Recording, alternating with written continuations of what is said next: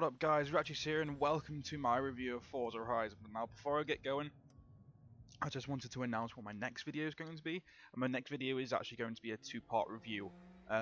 Because of what I saw on IGN's review, which I was absolutely disgusted by, and what I've seen from other people saying the Medal of Honor Warfighter game, which I actually do own, what I'm going to end up doing is splitting it into two-part review. One review for the campaign, and one review for the multiplayer. And then on the multiplayer one, which is going to be the second review, it's going to be the review for the multiplayer and for the game as an overall package. But that's that for Medal of Honor.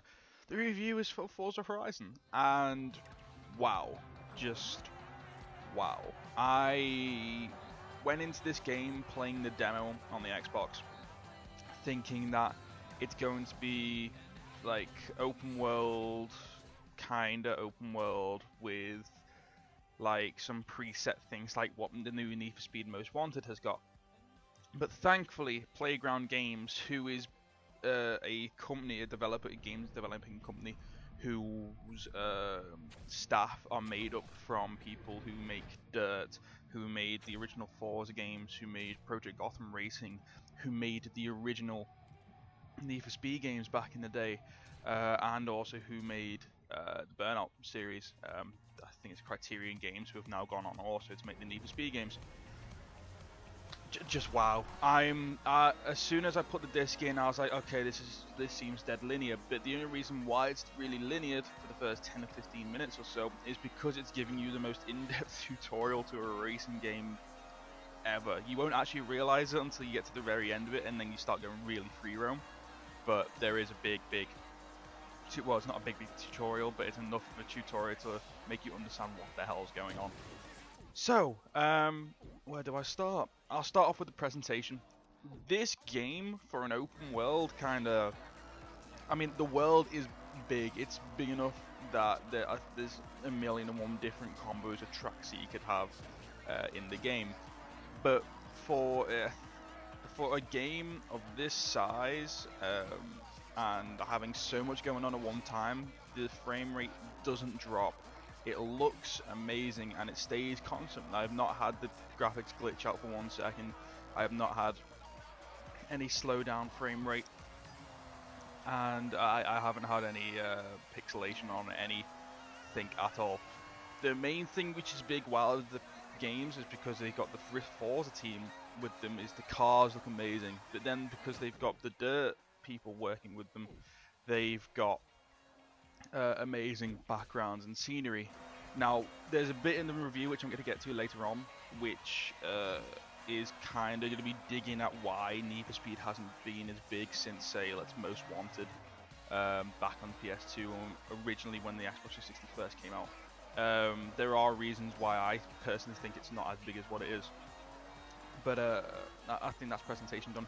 Oh no, the soundtrack, the sounds of the cars when you're wearing, I advise you, if you own a headset and you're playing this game, plug in your headset, put the headset onto full volume and play, because it sounds amazing. Driving through a tunnel when you're in a Lamborghini sounds like you're driving through a tunnel in a Lamborghini.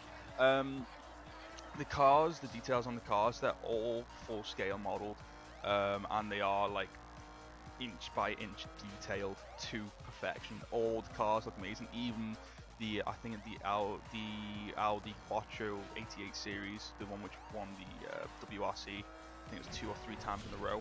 That's in this game, and it looks amazing. Every car in the game, there's no car in the game which looks bad. All of them look great. So let me get to the gameplay.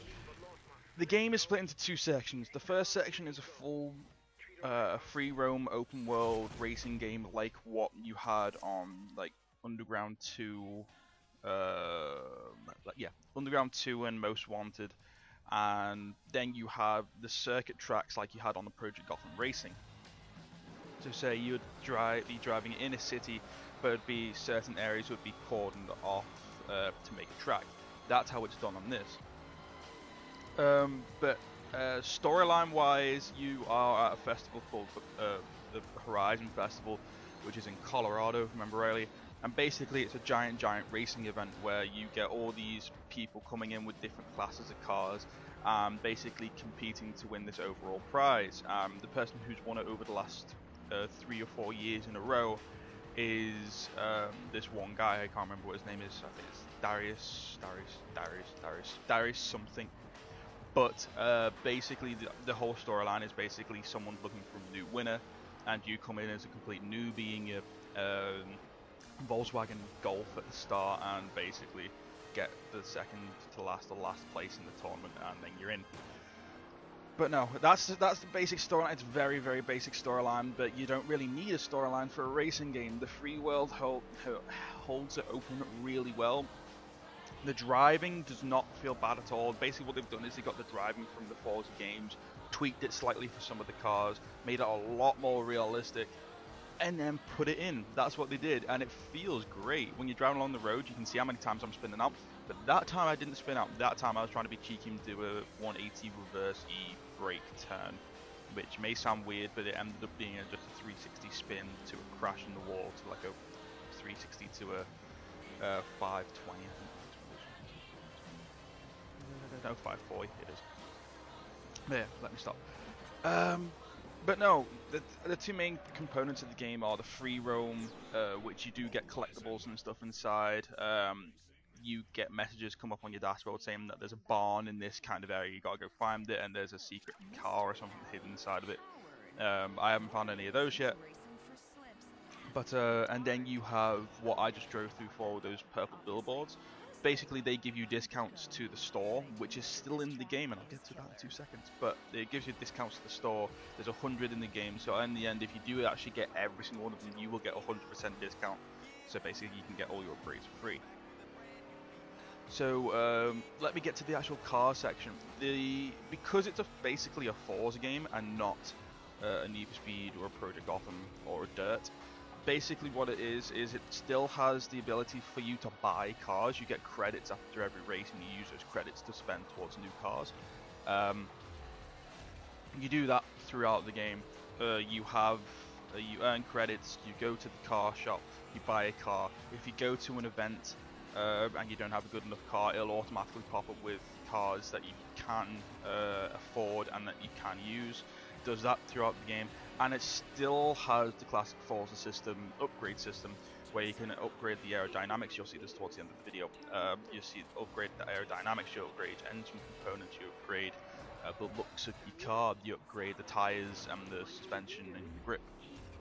And you can change all that kind of stuff.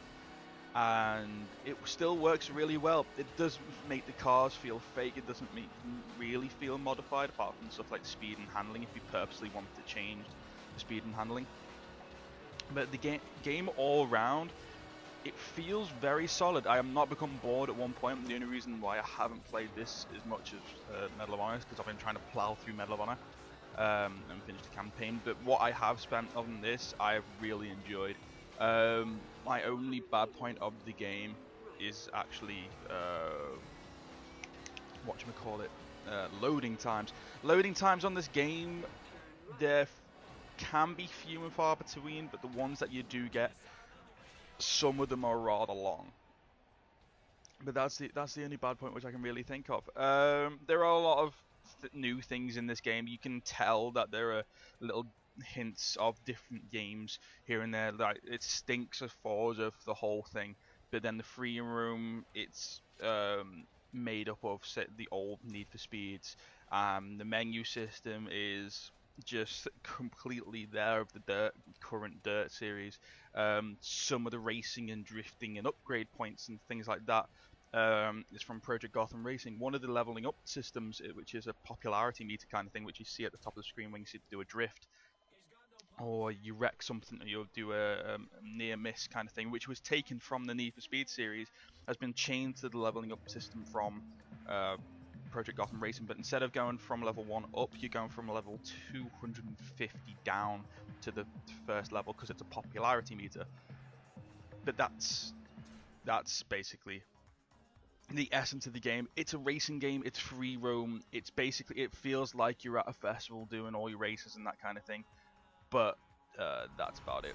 What I was going to say about Need for Speed is, what Need for Speed is missing is that piece of free roam that you did get with the original series. You haven't had free roam properly since Most Wanted and Underground 2.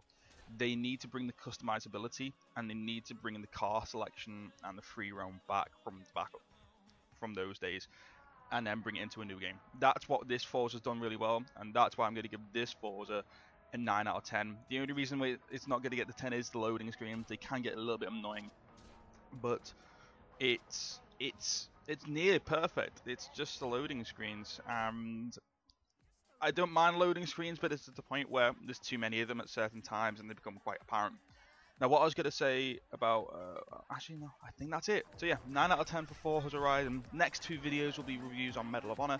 The first one being the review campaign, the second one being a review for the multiplayer. So if there were 2 racing games that you had to have on your list this year for Christmas, it would be Forza Horizon and, in my personal opinion, Formula 1 2012. So far, them 2 games are the 2 best racing games this year. So this is Rapture City signing out for a 9 out of 10 review on Forza Horizon. I hope you enjoy it. If you do try it out, please give me some feedback, and I'll talk to you guys later on the next video. Thank you for watching. Peace.